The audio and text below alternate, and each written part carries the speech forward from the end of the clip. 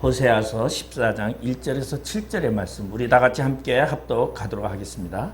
이스라엘아 내 하나님 여호와께로 돌아오라. 내가 불의함으로 말미암아 엎드려졌느니라. 너는 말씀을 가지고 여호와께로 돌아와서 아뢰기를 모든 불의를 제거하시고 선한 바를 받으소서. 우리가 수송아지를 대신하여 입술의 열매를 주께 드리리이다.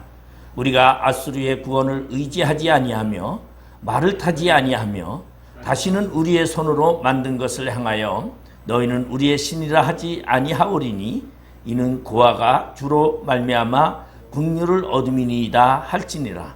내가 그들의 반역을 고치고 기쁘게 그들을 사랑하리니 나의 진노가 그에게서 떠났음이니라.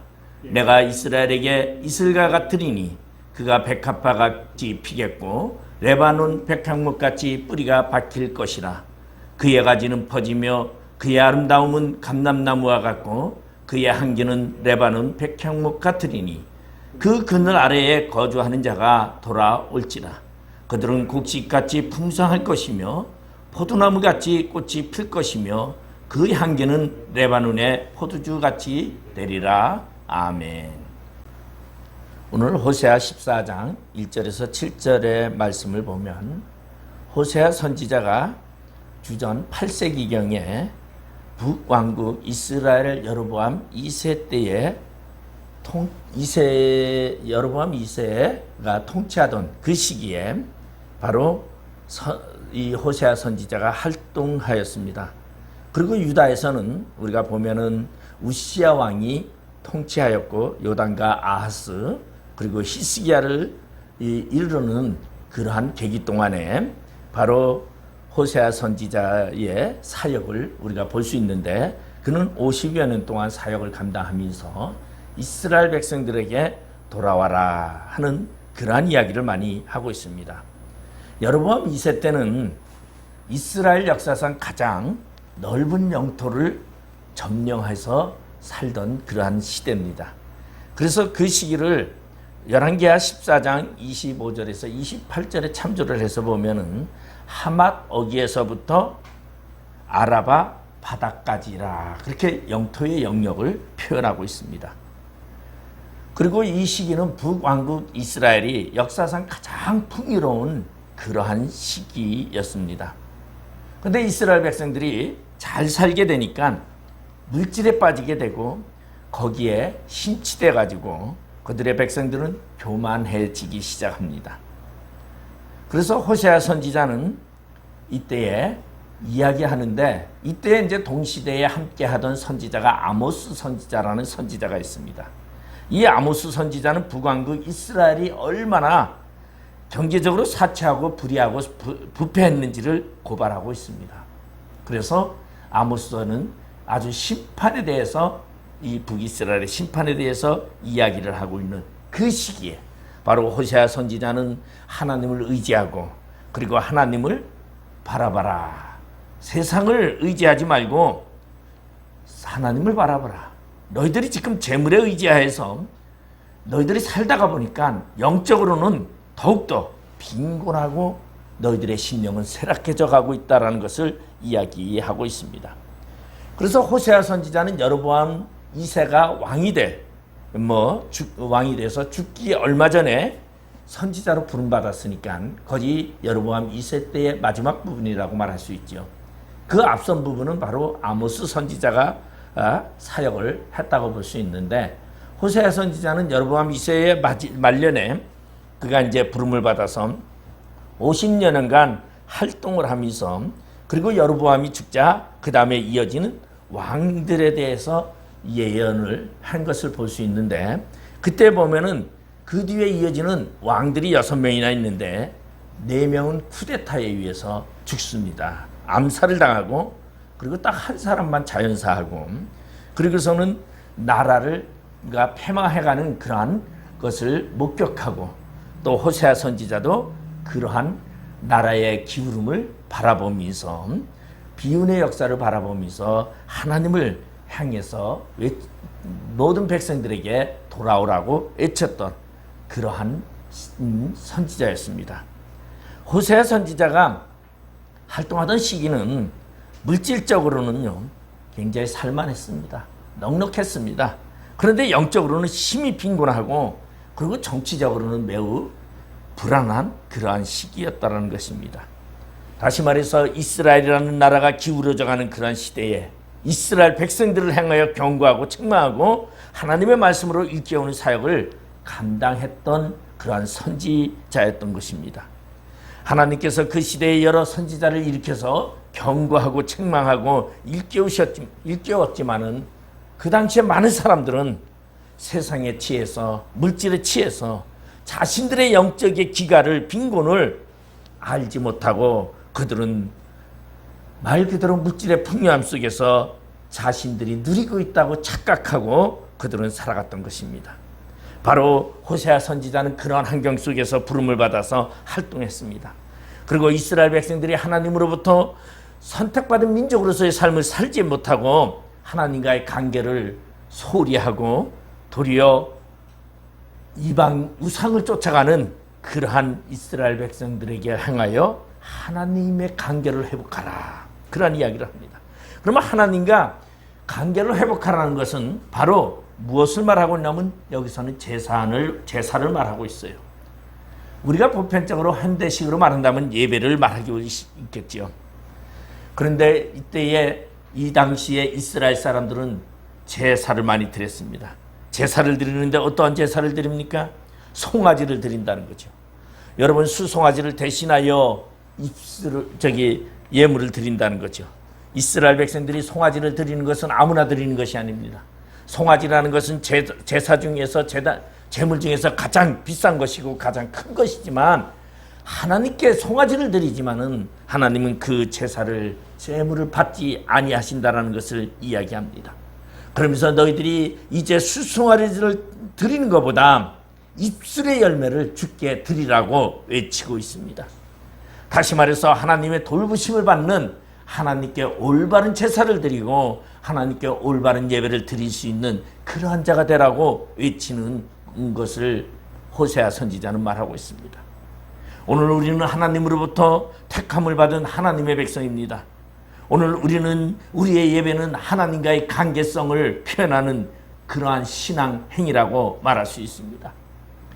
예배가 아닌 다른 방법으로는 하나님을 섬길 수 없다라는 것입니다. 그래서 우리 성도들은 예배를 가장 신앙생활에서 가장 중요시 여기는 것입니다.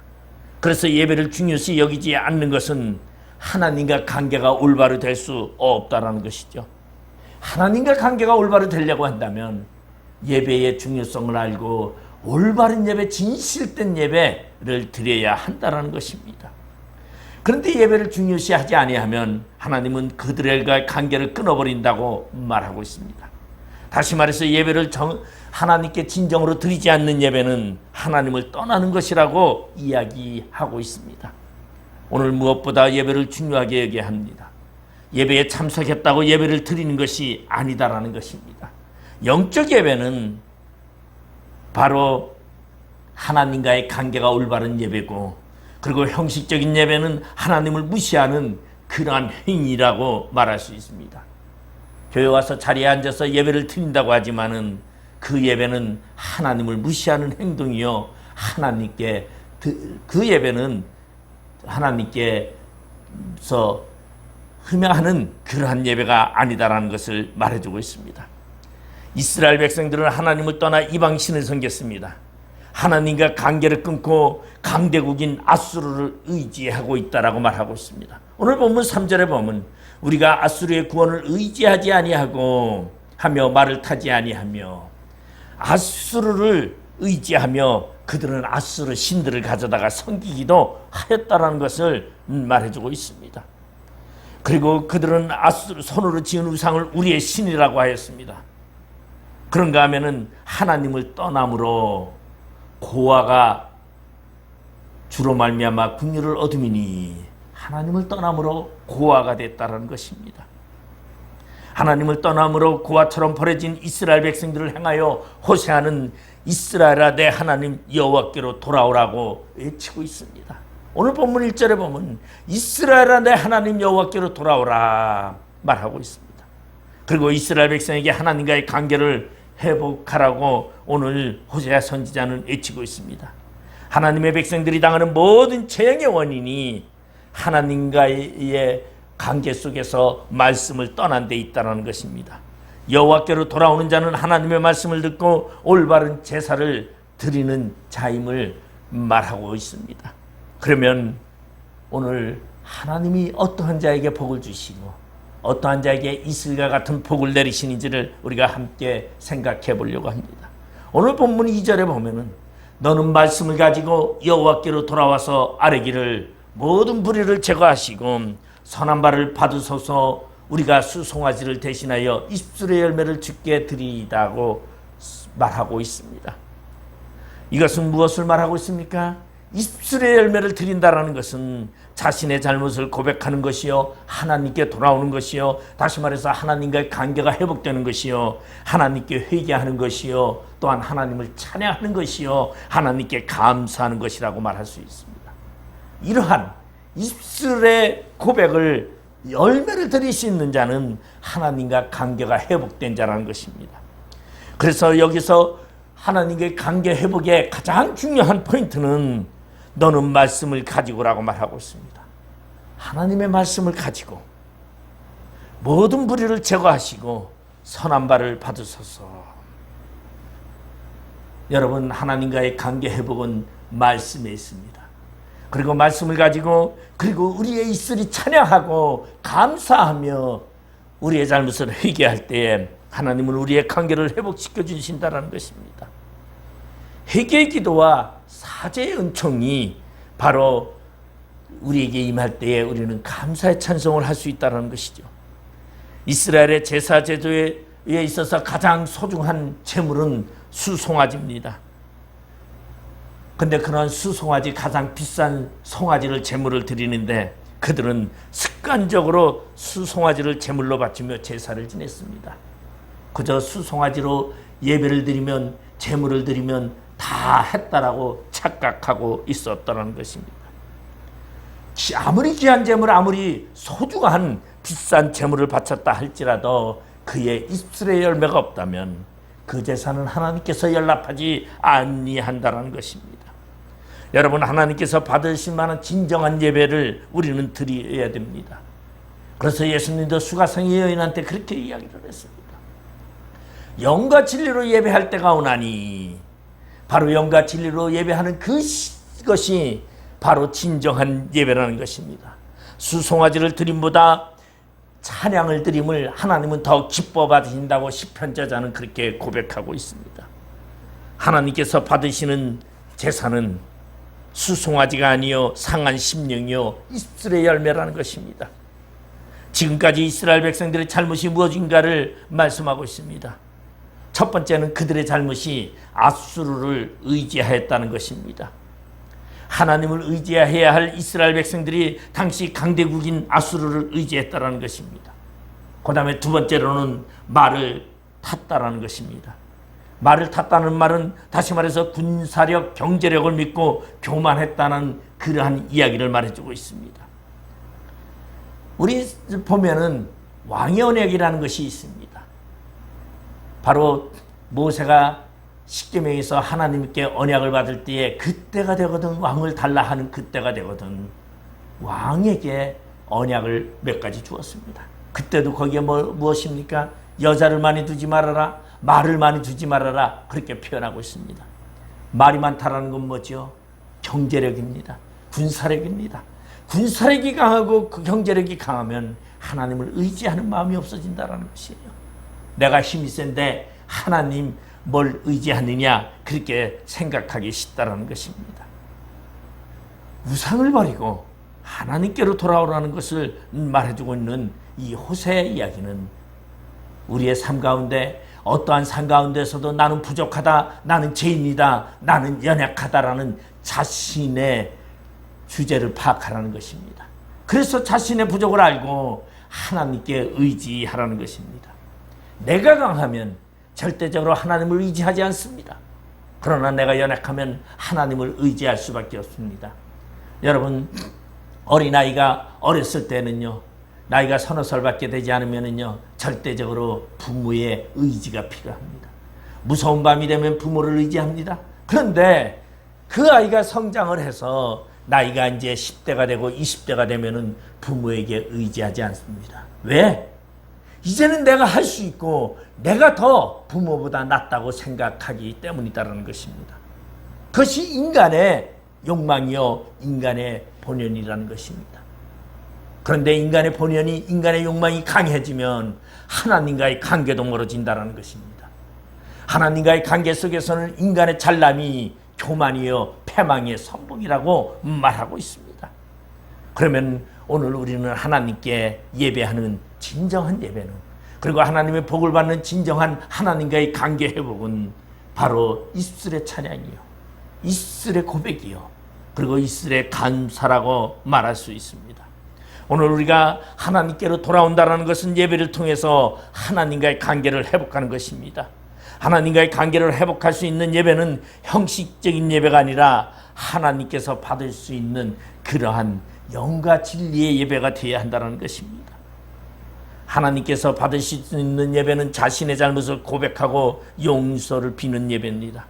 호세아는 이스라엘 백성들이 하나님께로 돌아와서 수송아지를 대신하여 입술의 열매를 주께 드리라고 가르치고 있습니다. 입술로 수송아지를 대신하여는 무엇입니까? 수송아지는 회개의 제물입니다. 나의 죄의 잘못을 말하고 있습니다. 그런데 이제는 입술로 회개하라는 것이죠. 수송아지를 대신하여 입술로 하나님께 고백하라는 것입니다. 여러분, 습관적으로 수송아지로 제물을 드렸던 그 이스라엘 백성들처럼 습관적인 예배를 드리지 말고 진정한 자신의 잘못이 있으면 고백하고 용서를 비고 입술의 열매로 그리고 하나님께 고백하는 그러한 예배, 그리고 하나님을 찬양하는 예배, 그리고 하나님을 감사하는 그러한 예배가 되어야 된다는 것입니다. 그러한 예배가 될 때 그 예배는 회복될 수 있습니다. 하나님이 진정으로 원하시는 것은 수송아지가 아닌 바로 우리들의 고백입니다. 우리들의 찬양입니다. 우리들의 입술로 부르짖는 하나님을 찾는 그 표현입니다.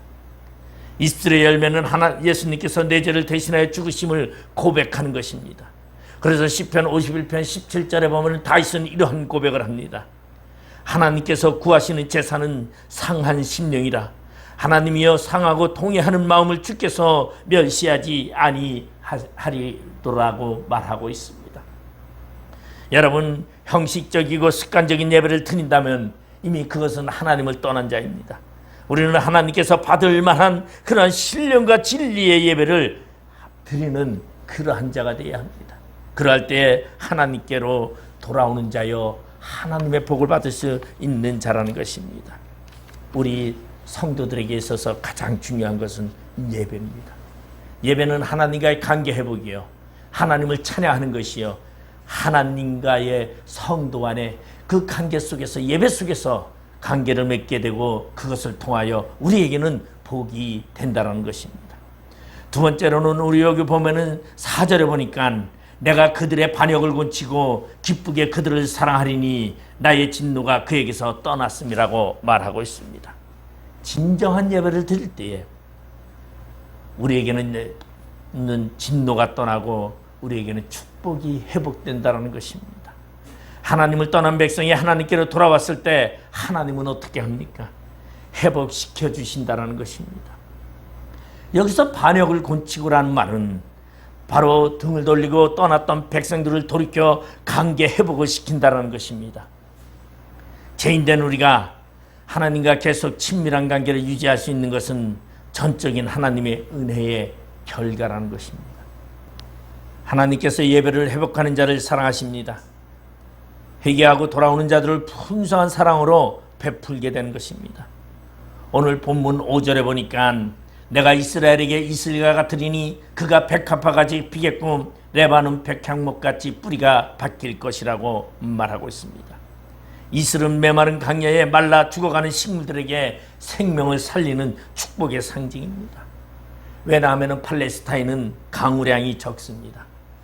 그래서 그 팔레스타인은 비가 오지 않으면 팔레스타인의 기절은 우기와 건기로 나눠지는데 건기가 되면은 거의 물이 없어서 말라갑니다. 이러할 때 절대적으로 농작물들은 절대적으로 죽어갈 수밖에 없습니다. 근데 그러한 농작물들이 살 수 있었던 것은 이슬 때문에 살 수 있었더라는 것입니다. 이슬이라는 것은 생명의 회복을 이야기하고 있습니다. 이슬이라는 것은 다시 말해서 생명을 말합니다. 하나님과의 관계 회복이 되면 이슬이 이가 같이 된다는 것, 이슬과 같이 하나님이 우리에게 복을 주신다는 것입니다. 다시 말해서 너희의 죽어가는 영혼을 소생시킨다는 것입니다. 가뭄이 계속돼도 이슬이 내리면 결코 식물은 말라 죽지 않습니다. 식물들의 잎과 줄기를 보면 이슬을 받아 자신의 뿌리로 내려가도록 되어 있습니다.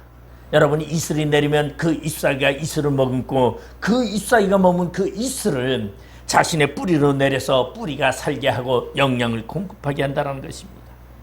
비가 오지 않아도 이슬만으로도 식물은 살 수 있다는 것입니다. 우리 비 내리지 않는 이야기는 여러분 열왕기 상에 보면은 3년 6개월 동안 비가 내리지 아니했던 것이 있습니다. 거기 보면 아합 왕과 이세벨이 하나님을 버리고 바알을 섬김으로 엘리야가 기도합니다. 그때 하나님께서 엘리야에게 3년 6개월 동안 비를 내리지 않겠다고 하는데 이때 비만 내리지 않은 것이 아니라 이슬까지 내리지 않았다고 성경은 이야기합니다. 열왕기상 17장 1절에 보면 비도 이슬도 있지 아니하리라고 말했습니다. 여러분, 비는 오지 않아도 이슬이 내린다는 것은 소생할 수 있고 물이 생길 수 있는 생명의 근원을 말하고 있습니다.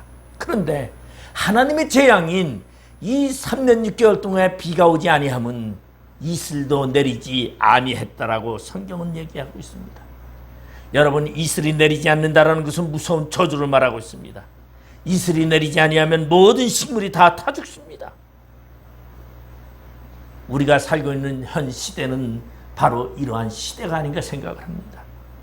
마치 가뭄으로 타들어가는 것 같이 우리는 그런 어려운 환경 속에 살고 있습니다. 정치, 경제, 사회적으로 매우 심각한 그러한 상황 속에 우리도 살아가고 있습니다. 그런가 하면 전쟁의 위협도 받습니다. 그리고 많은 기근이 오고 있습니다. 그런가 하면 태풍도 연달아 오면서 수많은 이재민을 만들고 있습니다. 이러한 재난 속에서 하나님이 이슬과 같이 다가온다면 우리는 복받은 자라는 것입니다. 그러한 복은 하나님과 예배가 회복된 자가 받는 것이라는 것입니다. 지금 우리에게 하나님의 이슬과 같은 복이 굉장히 필요하다는 때입니다. 그리고 우리에게 절대적으로 절실하는 그러한 때라는 것을 말해주고 있습니다. 그런가 하면은 오늘 본문 5절 6절에 보면은 내가 이스라엘에게 이슬과 같으리니 그가 백합화 같이 피겠고 레바논 백향목 같이 뿌리가 박힐 것이라 그의 가지는 퍼지며 그의 아름다움은 감람나무와 같고 그의 향기는 레바논 백향목 같으리니 라고 말하고 있습니다. 여러분, 이슬을 받은 식물은 어떻게 변하는가? 다시 말해서 하나님의 복을 받은 그러한 성도는 어떻게 변하게 되는가? 오늘 첫 번째 얘기 보니까 아름답다고 말하고 있습니다. 아름다움은 감람나무와 같고, 다시 말해서 아름다운 번성을 말합니다. 여러분, 식물이 물을 주지 않으면 말라 비틀어지고 파랗던 식물이 누렇게 변해갑니다. 그런데 이슬을 받은 그 식물은 파릇파릇 솟아나면서 아름답게 보이는 것 같이 바로 이슬이 내림으로 아름다워지고 백합화같이 피겠다고 말하고 있습니다. 여러분, 백합화는 시고 향기가 좋으며 아름답기도 하고 그리고 성장 속도도 매우 빠르기 때문에 우리는 백합화를 보면서 순결하다라고 말합니다. 그리고 아름답다고 말합니다. 백합화를 우리는 향기도 좋다고 말합니다. 바로 백합화 같은 것은 하나님의 회복의 표현입니다. 하나님의 회복의 상징입니다. 바로 하나님께서 이슬과 같이 대해서 우리에게 함께 하실 때에 우리의 영육간에 매우 아름답게 될 것이고 백합화와 같이 티도 없고 맑고 순결하여 보는 사람으로 마음을 즐겁게 한다는 것입니다. 여러분, 백합화와 같은 아름다운 복을 받게 된다는 것입니다. 어려움을 이기고 아름다운 꽃을 피우는 것처럼 맑고 순결하여 많은 사람들에게 즐거움을 줄 수 있는 복을 주신다는 것입니다. 그러나 그러한 복은 어떠한 사람에게 줍니까? 바로 하나님과의 관계성이 회복된 자, 하나님과의 예배 속에서 하나님의 말씀을 가지고 입술로 열매를 맺은 자에게 주신다는 것입니다. 그런 자에게는 레바논의 백향목같이 뿌리가 박힐 것이라고 말하고 있습니다. 여러분, 뿌리가 깊지 못하면 약간의 비바람에도 흔들리고 뽑히게 됩니다. 여러분, 요새 태풍이 지나가니까 많은 가로수도 뽑히고 나무들이 뽑힙니다. 그런데 깊이 박힌 나무는 절대 아무리 강풍에도 흔들리지 않습니다. 여러분, 예배를 회복하고 하나님과 관계가 온전한다면 여러분 어떠한 어려움에도 흔들리지 않는다는 것입니다. 여러분, 아무리 하나님을 의지하고 하나님을 믿는다 할지라도 우리의 환경 속에는, 환난 속에는 어려움이 찾아올 수밖에 없습니다. 예수를 믿는다고 환난이 없습니까? 아니요. 예수를 믿어도 험한 산이 있고 깊은 골짜기가 있습니다. 그런데 골짜기와 험한 산이 예수가 함께 할 때는, 하나님이 우리와 함께 할 때는 평탄케 될 것이라고 말하고 있습니다. 우리는 예수를 믿어도, 우리가 하나님을 의지하고 하나님을 찬양해도 우리에게는 수많은 강풍이 불어옵니다. 예수님의 12 제자들이 예수님과 함께 배를 타고 갈릴리 바다를 건널 때에 예수와 함께 하였지만 강풍이 불어옵니다. 아주 파도가 칩니다. 물이 넘칩니다. 배가 가라앉게 되었습니다. 예수가 있어도 그들에게는 강풍이 불어옵니다. 내가 예수와 함께 동행해도 사탄은 오늘도 우리에게 많은 풍랑을 일으킵니다.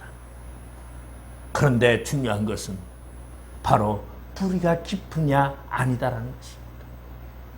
여러분, 어떠한 한란과 어떠한 공구의 바람이 불어온다 할지라도 뿌리 깊은 나무는 절대 뽑히지 않는다는 것입니다. 그래서 뿌리가 깊이 박히면 어떠한 강풍에도 흔들리지 않습니다. 예배를 회복하고 하나님과 관계가 온전하면 어떠한 어려움에도 흔들리지 않습니다. 여러분, 그러나 오늘날 흔들리는, 가정이 흔들리고 신앙이 흔들리는 이유는 뭡니까?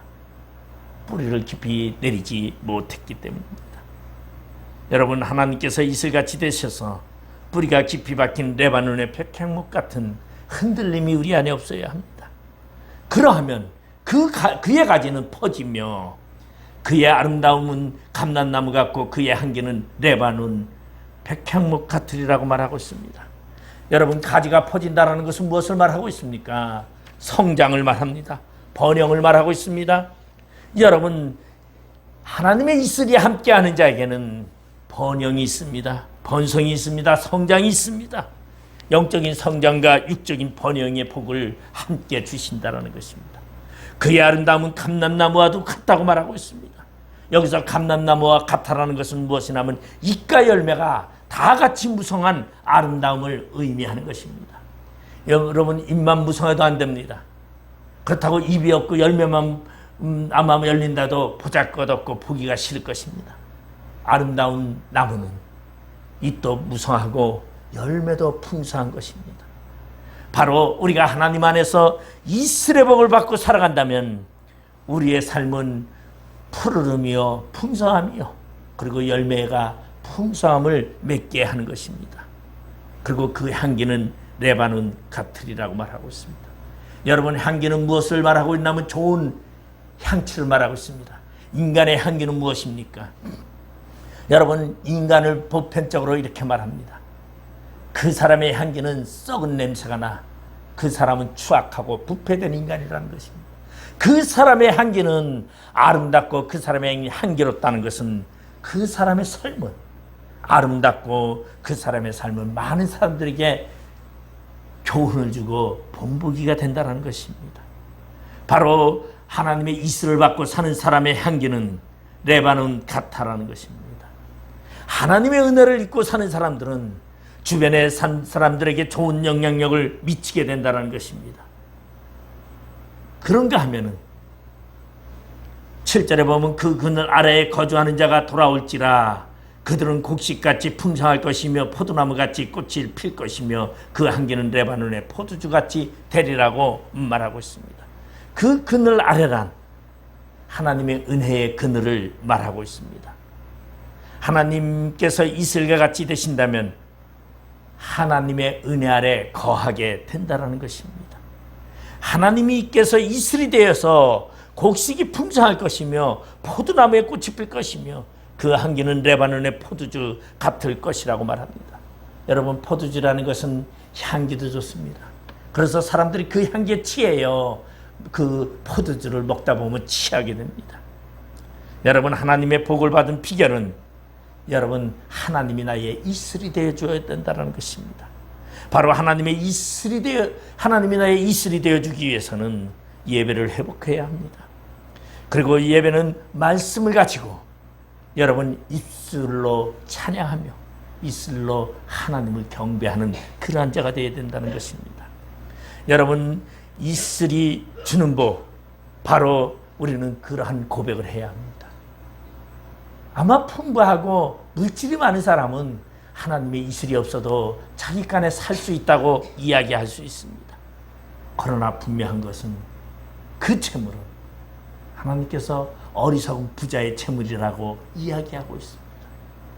우리에게 아무 것이나 많고 우리의 소원이 이 땅에서 이루어지는 것 같아도 우리는 하나님을 찬양해야 합니다. 우리는 하나님을 경배해야 합니다. 그리고 늘상 하나님 앞에 우리 자신을 내려놓고 하나님께 제사하는 그러한 자가 되어야 합니다. 바로 그러할 때 하나님은 푸른 잣나무같이 우리를 지켜주시고 그리고 푸른 잣나무 같으리니 내가 나로 말미암아 열매를 얻으리라고 말했습니다. 오늘 하나님께로 우리 모든 것을 돌아가는 그리고 회개하고 그리고 찬양하고 감사하며 우리의 삶이 날마다 하나님으로 인하여 기쁨이 되는 그러한 자가 되어 하나님의 이슬이 언제나 우리와 함께 우리의 삶 가운데 가뭄이 온다 할지라도 우리의 삶 가운데 태풍이 온다 할지라도 우리의 삶 가운데 어떠한 역경이 온다 할지라도 하나님이 나의 이슬이 되어주며 늘 푸른 초장 위에 있는 식물과 같이 우리는 영원 새롭게 솟아날 것입니다. 여러분, 하나님의 주시는 복, 이슬을 누리시는 하나님의 거룩한 자가 되시기를 주님의 이름으로 축원드리겠습니다. 기도하시겠습니다. 아버지 하나님, 은혜를 감사드립니다. 연약합니다. 부족합니다. 나약합니다. 주님, 저희와 함께해 주시옵소서. 아버지 하나님, 저희들은 인간의 생각대로 내 뜻대로 아버지 하나님 잘못할 때가 너무나 많습니다. 이슬로 부정할 때도 많습니다. 이슬로 죄를 질 때도 너무나 많습니다. 그러나 하나님, 우리에게 이슬로 다가오시는 하나님으로 인하여 우리의 부정한 입술이 하나님을 찬양하게 하시고 우리들이 세상 속에서 하나님보다 다른 것을 찬양했던 그런 입술이 있다면 이제는 하나님을 찬양하는 입술이 되게 하여 주시옵소서. 예수님의 이름으로 기도드리옵나이다. 아멘.